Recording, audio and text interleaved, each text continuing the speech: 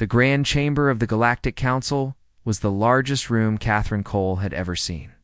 Crystal walls rose hundreds of feet into the air, meeting at a dome that showed the stars beyond. Light from a distant sun streamed through the transparent ceiling, casting rainbow patterns across the floor where representatives from 47 alien species had gathered. Catherine stood alone at the human delegation's podium. She was a tall woman in her 50s with silver hair pulled back in a simple knot. Her dark blue uniform was plain compared to the elaborate robes and armor worn by the aliens around her. She looked small in this vast space, surrounded by beings who had traveled the stars for thousands of years before humans had even invented fire. But Catherine Cole was not afraid. She had been waiting for this day for a very long time. High Chancellor Voreth of the Kathrani Dominion rose from his elevated throne at the center of the chamber. He was an impressive creature, standing nearly 8 feet tall, with dark green scales covering his entire body. For muscular arms extended from his broad shoulders, and his yellow eyes held nothing but contempt as he looked down at the human ambassador. Humanity has been tolerated within this council, Barath announced. His voice was a harsh hiss that the translator device rendered into cold mechanical English. We welcomed your primitive species into the galactic community. We shared our knowledge. We gave you access to the relay network that connects all civilized worlds. Catherine listened without expression. Around her, she could feel the hostility radiating from the assembled aliens. The Vosari delegation, tall and thin with pale blue skin, watched her with undisguised hatred. The Melthery squat creatures covered in thick brown fur growled softly among themselves. Even the usually neutral Erinthians, bird-like beings with beautiful feathered crests, seemed uncomfortable. But your species has abused our generosity, Vorath continued, spreading all forearms wide. You expand beyond your designated zones. You trade with sectors that have been forbidden. You harbor refugees from species that are under sanction. You develop weapons that violate our treaties. Catherine remained silent. Everything the High Chancellor said was true, technically. Humanity had broken many rules over the past 3 centuries. But those rules had been designed to keep humans weak, contained, and dependent on the Council's goodwill. The Galactic Council has voted, Varath declared, his voice rising with triumph. By a margin of 41-6, we hereby declare a state of war against the Terran Federation. A rumble of approval echoed through the chamber. This was the moment many species had waited for. Humanity had grown too quickly, become too confident. It was time to remind them of their place in the galaxy.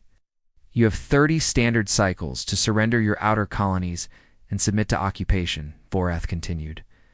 Your fleet will be dismantled. Your shipyards will be destroyed. Your worlds will accept council governors to oversee your development. Resist, and you will face the combined military might of 41 species.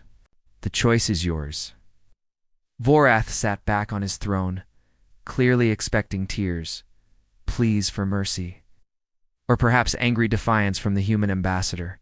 What he did not expect was what actually happened. Catherine Cole looked up at the High Chancellor, and she smiled. It was not a nervous smile or a brave smile. It was the smile of someone who had just received very good news. Finally, she said, her voice carrying clearly through the suddenly silent chamber. We have been waiting for you to make this official. Vareth's yellow eyes narrowed. You mock us, human. Not at all, Chancellor. Catherine touched a small device on her wrist. Earth's command. This is Ambassador Cole. Authorization code Prometheus 7, the Council has declared. We are now at Condition Red. I repeat, Condition Red. A moment of static, then a calm voice replied through her earpiece loud enough for nearby delegates to hear. Confirmed, Ambassador. All units are moving to assigned positions. The President sends his regards and asks that you enjoy the show. The confusion spreading across Vareth's face was mirrored by dozens of other species throughout the chamber. This was wrong. Humans were supposed to be terrified. Their fleet was small, their technology inferior. They could not possibly be pleased about this declaration. Counselors, Catherine said, addressing the entire assembly, I strongly suggest you contact your homeworlds immediately. They are going to need to hear what happens next. "You're bluffing," Vorth snarled. "Your pathetic fleet cannot stand against even the Kathrani Dominion alone, let alone the combined forces of the Council." Catherine's smile never wavered.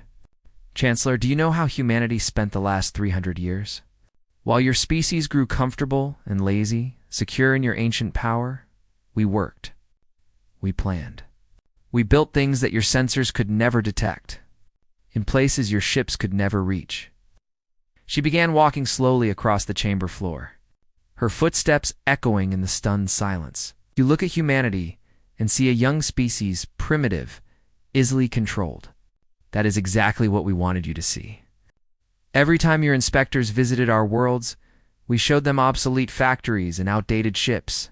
Every time your spies infiltrated our government, we fed them false information about our true capabilities." Catherine stopped in the center of the chamber and turned in a slow circle, meeting the eyes of every delegation. "The truth is, we have been preparing for this war since the day we first met your kind. We knew that eventually the Council would try to destroy us. It is what powerful civilizations always do to rising ones. So we prepared, quietly, patiently, for 300 years. Vorth rose from his throne, his forehands clenched into fists. "You expect us to believe that humans have somehow built a military force capable of challenging the entire galaxy? Impossible. We have monitored your every move. You have monitored what we allowed you to monitor," Catherine replied. "Nothing more." A soft chime sounded from multiple devices around the chamber.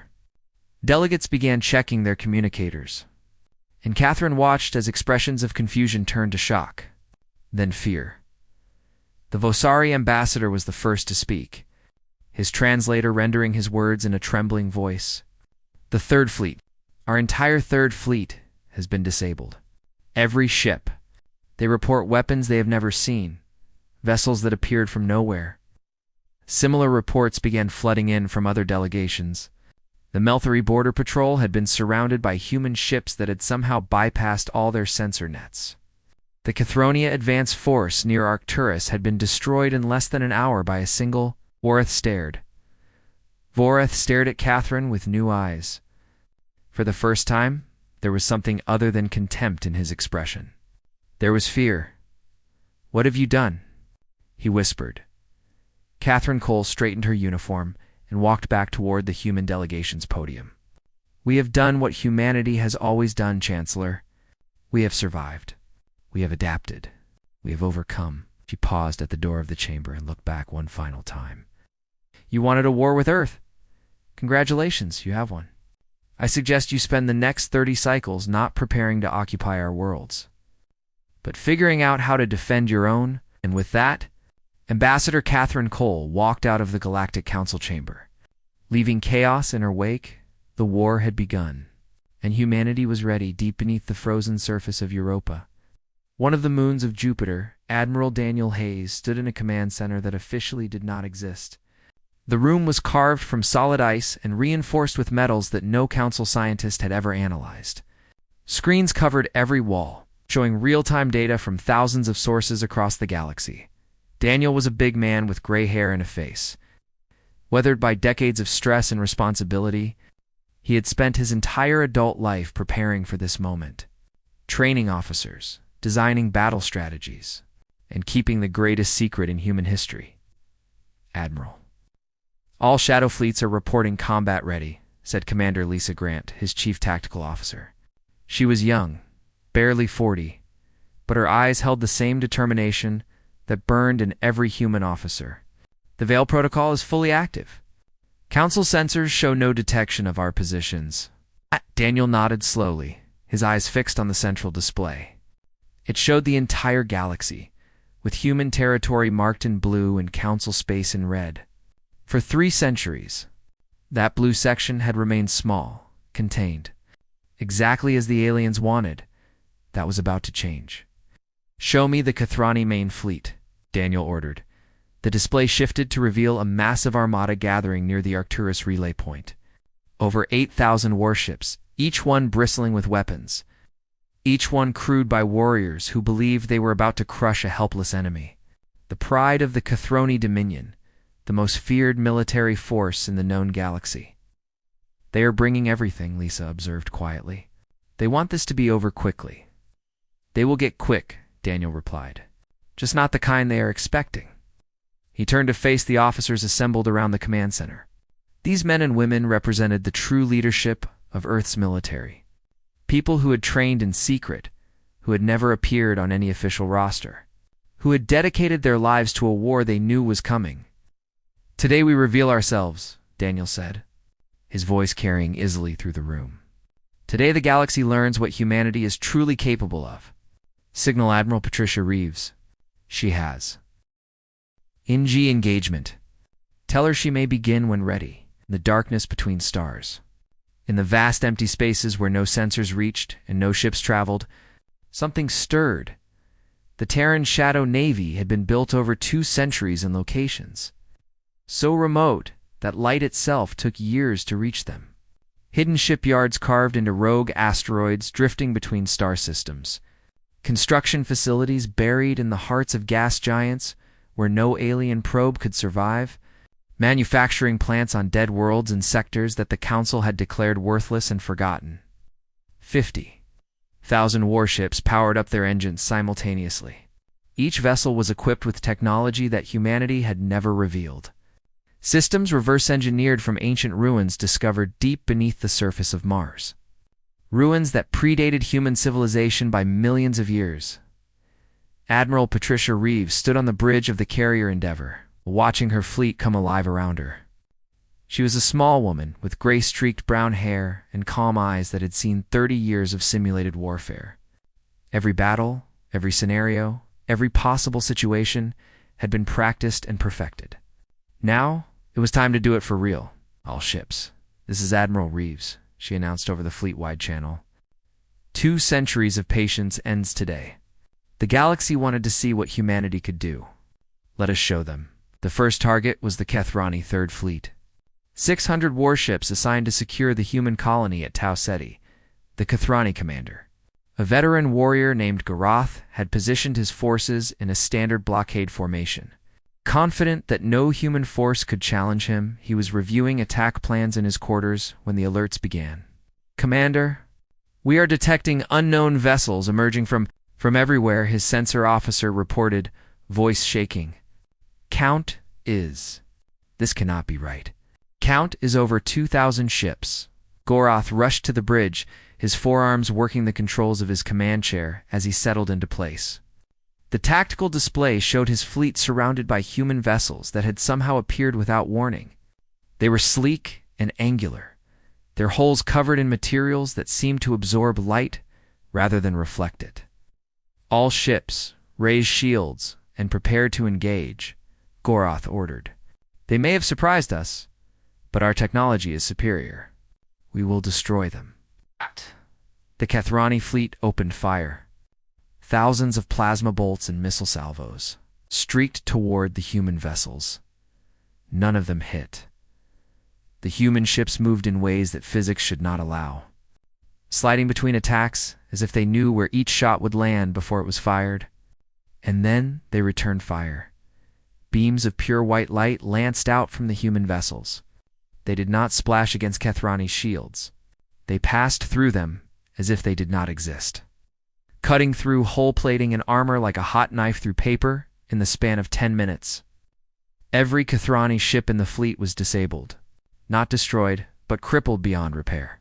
Engines dead, weapons offline, life support barely functioning. Commander Goroth sat in his command chair, staring at the tactical display that now showed nothing but drifting wreckage where his proud fleet had once been. A human face appeared on his communication screen, a young officer with a pleasant smile. Commander Goroth, this is Captain Samuel Drake of the Terran destroyer Liberty. Your fleet has been neutralized. Medical vessels are on the way to assist with casualties. Please do not attempt repairs or you will be fired upon again. Goroth found his voice with difficulty. How? How is this possible? Your weapons. Your ships. Commander, I suggest you contact High Chancellor Vorith, Drake replied calmly. Tell him that humanity accepts his declaration of war, and tell him this was us being gentle. We would prefer not to kill anyone, but we will if we must. The transmission ended, leaving Gorath alone with the ruins of everything he had believed about human weakness. Similar scenes played out across the galaxy over the next 12 hours. The Vosari assault force found itself ambushed by ships that seemed to step out of empty space itself. Their advanced sensors, the pride of Vosari engineering, detected nothing until human weapons were already tearing their fleet apart. The Melthari Armada, 2,000 vessels carrying the most experienced warriors in the Outer Rim, encountered a single human dreadnought, the mighty battleship Defiance. 3 kilometers long and carrying weapon systems that the galaxy had never imagined. The engagement lasted 40 minutes. When it ended, the Melthari Armada no longer existed as a fighting force. The Defiance continued on its course without a scratch on its hull, back on Europa. Admiral Hayes watched the reports flooding in from every sector. Human losses were minimal, mostly accidents and equipment malfunctions, rather than enemy action. The Council fleets were being systematically dismantled, their ships disabled, their crews left alive but helpless. "Sir," Lisa said quietly, "the President is ready for his address." Daniel nodded. The military phase was proceeding perfectly. Now it was time for the political phase to begin, on Earth. President Marcus Webb stepped before cameras that would broadcast his words to every species in the galaxy. He was a calm man with a steady voice and eyes that held no anger, only determination. "For 300 years we have endured," he began. "Today, we stop enduring. Today, we show the galaxy who humanity really is." The universe was about to change forever. High Chancellor Vorath had not slept in 3 days. He sat in his private chambers on the Kathrani homeworld, surrounded by military advisors and government officials who looked just as exhausted and frightened as he felt. Reports continued to arrive every few minutes, and each one was worse than the last. "The 7th Fleet has been neutralized," one general reported, his voice hollow with disbelief. "Same pattern as the others?" Human ships appeared without warning, disabled every vessel in minutes, then withdrew. They did not pursue escape pods or finish off crippled ships. "Why?" another advisor demanded. "Why are they showing mercy? It makes no tactical sense." Vorath stared at the strategic display on his wall. 3 days ago, it had shown the combined might of 41 species preparing to crush a primitive enemy. Now, it showed chaos. Human fleets moving freely through Council space, striking wherever they wished, destroying shipyards and military installations, but carefully avoiding civilian targets. "They are sending a message," Vorath said quietly. "They want us to know they could kill us all, but they are choosing not to. It is humiliating." A new report arrived, and the officer who read it went pale. "Hi, Chancellor. The human president has just completed a broadcast to all species. He is offering terms." "Terms? They are offering us terms." Vorath laughed bitterly. 3 days ago, we declared war on them. Now, they offer us terms." He ordered the broadcast played on the main screen. President Marcus Webb appeared, sitting behind a simple wooden desk with the flag of the Terran Federation hanging behind him. He looked calm, almost friendly, like a teacher about to explain something to confused students. "To the species of the Galactic Council," Webb began, "I speak to you today not as a conqueror, but as a neighbor who has been forced to defend himself. You declared war on humanity. You plan to occupy our worlds, dismantle our ships, and reduce us to a servant species. We could not allow this." Vorath's claws dug into the arms of his chair as he listened. "Over the past 3 days, our forces have demonstrated that we are not the weak, primitive species you believed us to be. We have disabled or destroyed over 90% of the military vessels that were deployed against us. Your homeworlds are undefended. Your supply lines are broken.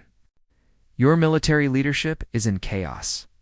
Webb paused, his expression softening slightly. "What? We have not attacked your civilian populations. We have not bombarded your cities. We have gone out of our way to minimize loss of life, even among those who sought to destroy us. This is not because we are weak. It is because we choose not to be cruel." On the Kathrani homeworld, advisors exchanged nervous glances. This human spoke the truth. Despite their overwhelming military advantage, the Terran forces had been remarkably restrained. They could have turned Kathrani worlds to ash, Instead, they had merely removed the ability to fight back. "We offer the following terms," Webb continued. "First, the Galactic Council will immediately cease all military operations against human territory. Second, the Council will recognize humanity as a full and equal member, with all rights and privileges that entails.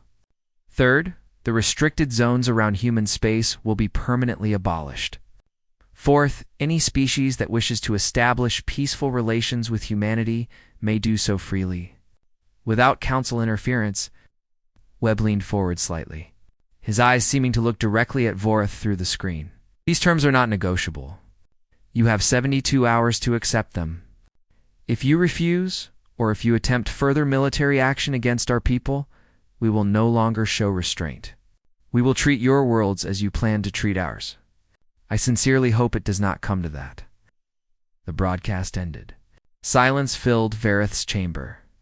"It is a bluff," one general said, though his voice lacked conviction. "They cannot sustain this offensive.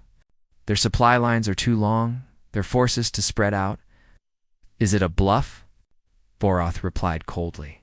3 days ago, you told me that human ships could not penetrate our shields. You told me their weapons were primitive. You told me their fleet numbered less than 1,000 vessels." Ijo stirred at the strategic display. "Now we know they have tens of thousands of ships with technology we cannot even understand. What else do we not know?" No one answered. In the depths of space, aboard the flagship Endeavour, Admiral Patricia Reeves was having a very different kind of meeting. She stood before a group of officers who had just completed the most successful military operation in human history. "Current status," she said, looking at her reports. "Council military capacity has been reduced by approximately 93%. Casualties among enemy forces are estimated at under 5,000, mostly from accidents and secondary explosions rather than direct fire. Human casualties stand at 217 all causes." Captain Samuel Drake, who had led the first engagement against the Kathrani Third Fleet, spoke up. "Admiral, some of my officers are asking why we are being so careful. We could have ended this in the first day if we had used full force." "We could have," Patricia agreed. "And we would have killed billions of beings who were just following the orders of their governments. We would have turned humanity into the monster the Council already believed us to be." She shook her head. "That is not who we are. We fight to defend ourselves, not to dominate others." "The Council would not have shown us the same mercy," another officer pointed out. "No, they would not have. And that is exactly why we must be better than them. When this war ends, and it will end soon, we need to live alongside these species. We need to trade with them, cooperate with them, build a future with them. That becomes much harder if we have slaughtered their children and burned their cities." Patricia turned to face the main viewport, where stars stretched endlessly in all directions. Humanity spent 300 years being treated as inferior. "We could use this moment to take revenge, to make them suffer as they made us suffer. But revenge is not strength. Revenge is weakness, dressed up in anger." She looked back at her officers. "True strength is having the power to destroy your enemies and choosing not to. True strength is offering peace to those who wanted war. That is what we will show the galaxy. That is how we will prove that humanity deserves its place among the stars." The officers nodded, understanding spreading across their faces. Back on Earth, President Webb met with his cabinet in the Situation Room beneath the Capitol. The mood was cautiously optimistic, but everyone knew the next 72 hours would determine everything. "You think they will accept?" his defense minister asked.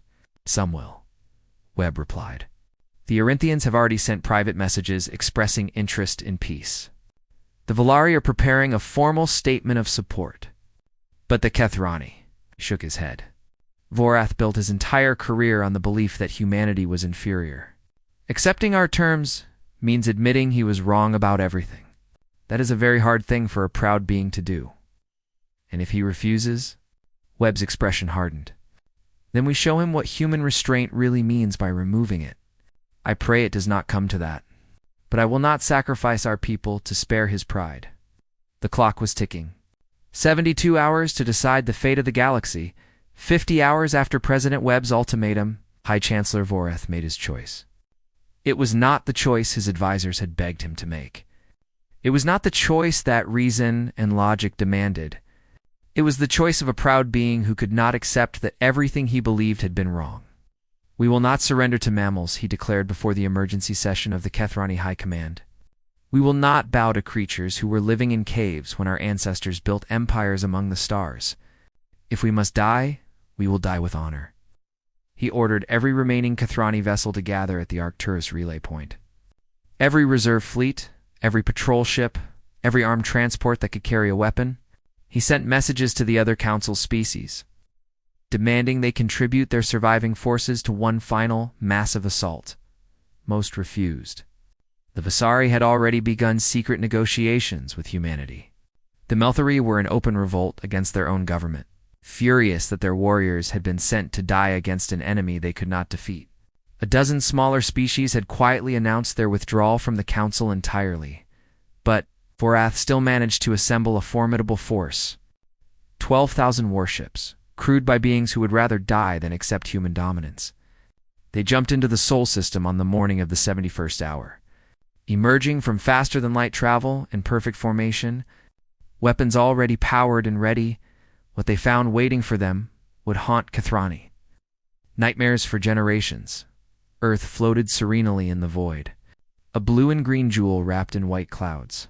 Around it, arranged in geometric patterns that spoke of mathematical precision, hung thousands of defensive platforms. Each one radiated more power than a Kethrani battleship. Each one was armed with the same terrifying weapons that had torn Council fleets apart, and behind them, arranged in perfect formation, waited the true Terran Navy, not the shadow fleets that had struck from hidden positions, not the raiding forces that had disabled enemy ships with surgical precision. The full might of human military power, gathered in one place for the first time in history. Admiral Daniel Hayes stood on the command deck of the orbital fortress Sentinel, looking at the enemy fleet on his tactical display. Beside him, Commander Lisa Grant quietly reported the numbers. 12,247 enemy vessels confirmed, she said. All Kethrani design signatures. No other species represented. Vorath came alone, Daniel observed. The others have abandoned him. He's making a statement. Victory or death? Daniel nodded slowly. He had hoped it would not come to this. Despite everything, he had hoped the Kethrani would choose survival over pride. Open a channel to the enemy fleet, he ordered. The face that appeared on his screen was Vorath himself, standing on the bridge of his flagship, surrounded by his most loyal officers. The High Chancellor's scales had taken on a grayish tint, a sign of extreme stress in his species, but his yellow eyes burned with defiance. Admiral Hayes, Vorath said, I have come to finish what the Council began. Chancellor, I urge you to reconsider. Your fleet is outmatched in both numbers and technology. If you engage, your people will die. All of them. There is no victory waiting for you here. Perhaps not. But there is honor. Something humans cannot understand. Daniel felt a flash of anger, but controlled it. Chancellor, I have spent 40 years of my life hoping that this war would never happen. I did not want to kill your people. I did not want to destroy your ships. Everything we have done has been designed to minimize casualties, to give you the chance to walk away. We do not walk away, Vorath replied. We are Kethrani. We fight until we win or until we die. Then you have chosen death. And not just for yourself, but for the thousands of beings serving under your command. Beings who trusted you to lead them wisely. For a moment, something flickered in Vorath's eyes. Doubt, perhaps. Or regret. But it passed quickly, replaced by cold determination. Enough talk. Let history record that the Kethrani Dominion did not surrender. He cut the transmission. Daniel turned to Lisa. All units to battle stations. Weapons free. But he paused, wrestling with what he was about to order. Try to disable rather than destroy. Every ship that can be crippled instead of killed represents lives saved. Yes, sir. Though at these numbers, many will die regardless. I know. God help us all. Captain Samuel Drake stood on the bridge of the Liberty, watching the Kathrani fleet begin its advance. Around him, his crew moved with the calm efficiency of professionals who had trained for this moment their entire careers. All weapons charged and ready, his first officer, Lieutenant Maria Santos, reported. Shield generators at maximum. Engines standing by. Good. Samuel looked at the enemy ships on his display. Thousands of vessels crewed by living beings who were about to die because their leader was too proud to admit defeat. Remember, we are not here to prove we are stronger. The last 3 days already proved that. We are here to end this as quickly and cleanly as possible. The Kathrani fleet opened fire first. Thousands of missiles and plasma bolts streaked across the void toward the human defensive line. The orbital platforms responded, and beams of white light intercepted the incoming fire, detonating warheads and dispersing plasma clouds. Before they could reach their targets, then the human fleet moved forward. The battle that followed was not really a battle at all. It was a demonstration. Human ships danced between enemy formations, their weapons cutting through shields and armor with terrifying ease. Kathrani vessels exploded or went dark, their systems overloaded by weapons they could not counter. Vorath watched from his flagship as his fleet was systematically destroyed. Ship after ship vanished from his tactical display. Brave captains who had served him for decades died in seconds, their final transmissions cut short by human weapons. "High Chancellor, we must withdraw," one of his officers pleaded. "We can jump to hyperspace, regroup, find another way." "There is no other way," Vorath replied quietly. He watched as a human dreadnought, the massive Defiance, carved through an entire wing of his fleet without slowing down. There was never another way. I was just too blind to see it. The flagship shuddered as enemy fire began striking its shields. Warning alarms screamed throughout the bridge as systems began failing. "Sir, our shields are down to 30%. Engine room reports critical damage. We cannot fight, and we cannot run." Vorath sat down heavily in his command chair. Around him, the bridge was filled with smoke and the cries of wounded officers. The tactical display showed less than 2,000 of his ships still functional, and that number was dropping rapidly. "Open a channel to the human commander," he said finally. The words tasted like ashes in his mouth. Admiral Hayes' face appeared on the screen. The human looked tired, but not triumphant. There was no joy in his eyes, only sadness. "Chancellor Vorath, are you ready to discuss terms?" "I am ready to end this," Vorath replied. "My fleet will stand down. My people will accept your conditions. Order your ships to power down their weapons and hold position. Medical vessels will be dispatched to assist with casualties. No further harm will come to your people." Vorath nodded and gave the order. Across the battlefield, Kathrani ships began going silent, their weapons falling dark, their engines powering down. The battle was over. In less than an hour, the most powerful war fleet the Kathrani Dominion had ever assembled had been reduced to drifting. Wreckage, and somewhere on Earth. Ambassador Catherine Cole smiled as she received the news. "Phase 1 complete," she said to the officers around her. "Now the real work begins." 3 months after the Battle of Sol, the galaxy had changed in ways that no one could have predicted. The old Galactic Council was dissolved, its headquarters on Station Nexus Prime abandoned by the species that had once dominated its chambers. In its place, a new organization was forming, built on principles that had never existed in galactic politics: equality, cooperation, and mutual respect. The treaty negotiations had taken weeks.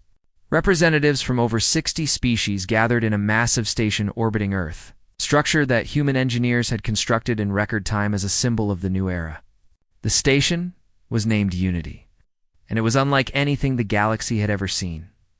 Ambassador Catherine Cole walked through the corridors of Unity Station, nodding politely to delegates from a dozen different species. 3 months ago, many of these beings had wanted humanity destroyed. Now they treated her with a respect that bordered on fear. She did not enjoy their fear. That was not what humanity had fought for. The main conference chamber was filled when she arrived. Thousands of seats arranged in a great circle, with delegations from every species that had accepted the new order. At the center stood a podium where the treaty would be signed, and behind it hung the flags of every member world. President Marcus Webb was already there. Speaking quietly with Admiral Daniel Hayes and Admiral Patricia Reeves, they looked up as Catherine approached. "The Kathrani delegation has arrived," she reported. "Former High Chancellor Vorith is with them." Webb nodded slowly. How does he seem? Broken, but also, perhaps relieved? It is difficult to say. His species does not express emotion the way we do. He led his people into a war he could not win, and watched thousands of them die because of his pride. That would break anyone, Webb sighed. Bring him in. It is time.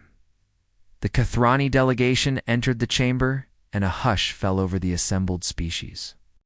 Voreth walked at the front, his forearms hanging loosely at his sides, his yellow eyes fixed on the floor. He was no longer High Chancellor. That title had been stripped from him by his own people, who had overthrown his government within days of the battle. Now he was simply Delegate Voreth, a representative like any other. He approached the central podium and stopped before President Webb. For a long moment, the two beings simply looked at each other.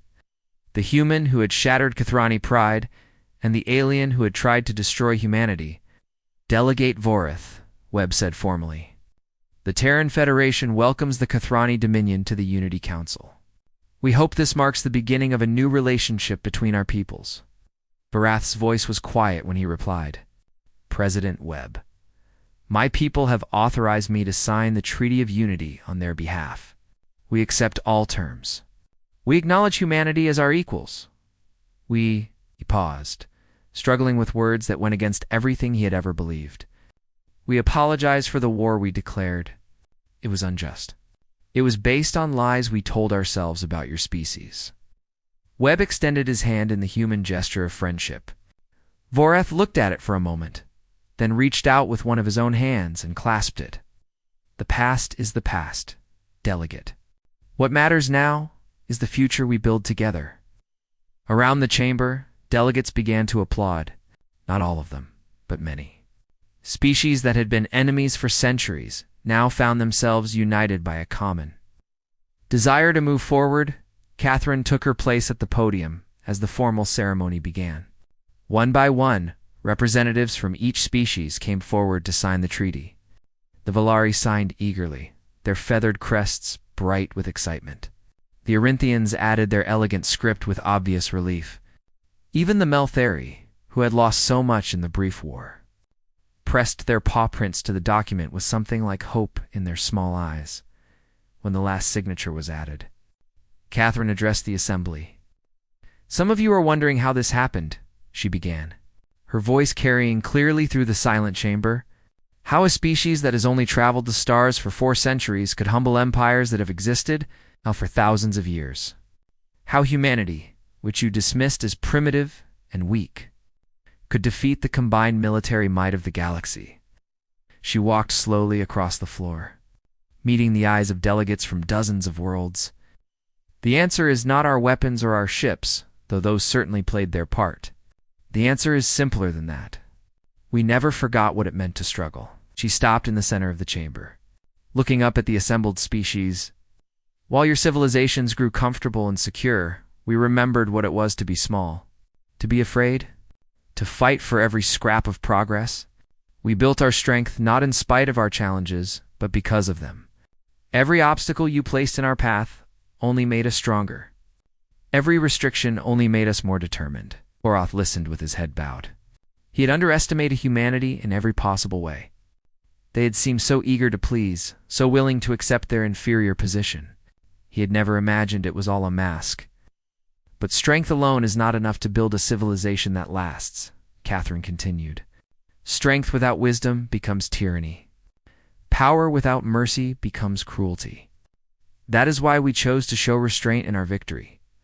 That is why we offered peace instead of demanding surrender." She returned to the human delegations area, where Admiral Hayes and Admiral Reeves stood watching with quiet pride. "We do not want to rule the galaxy. We never did. We want to be part of it, as equals, contributing our strengths while learning from yours. We want to explore the stars together, to solve problems together, to build something greater than any single species could achieve alone." Catherine turned back to face the assembly. One final time, Galactic Council believed that the only way to deal with a rising species was to crush it. Before it became a threat, we believed differently. We believe that the galaxy is big enough for everyone.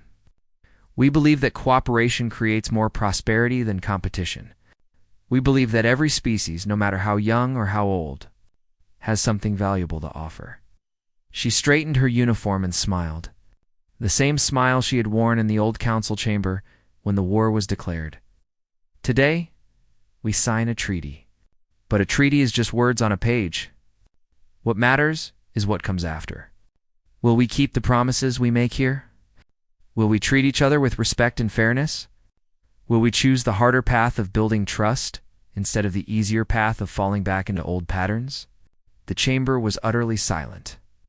Every being present understood the weight of this moment. Humanity extends its hand in friendship to every species willing to take it. The past does not have to determine the future. We can be better than we were. All of us, together. Catherine stepped back from the podium. President Webb moved forward to add his own signature to the treaty. And when his pen left the paper, a new era officially began. Outside the station, visible through the great windows of the conference chamber, Earth hung in the void, beautiful and blue, and finally free. Human ships patrolled alongside vessels from a dozen other species. No longer enemies, but partners in a galaxy that was learning to be different. Admiral Daniel Hayes stood at one of those windows. Watching the stars he had spent his life protecting, do you think it will last? Lisa Grant asked quietly, standing beside him. Maybe, maybe not. History is full of treaties that were broken and promises that were forgotten. He turned to look at her, and for the first time in years, there was genuine hope in his eyes. But we have to try. That is what humanity does. We keep trying no matter how many times we fail. We keep reaching for something better. The Unity station turned slowly in its orbit, carrying the hopes of 100 worlds into an uncertain future. Behind them lay 3 centuries of oppression and a war that had changed everything. Ahead lay possibilities that no one could predict. But for the first time in galactic history, those possibilities would be shaped by all species equally, including the small, stubborn, possibly determined mammals from the 3rd planet of an unremarkable yellow star. Humanity had taken its place among the stars, and the galaxy would never be the same.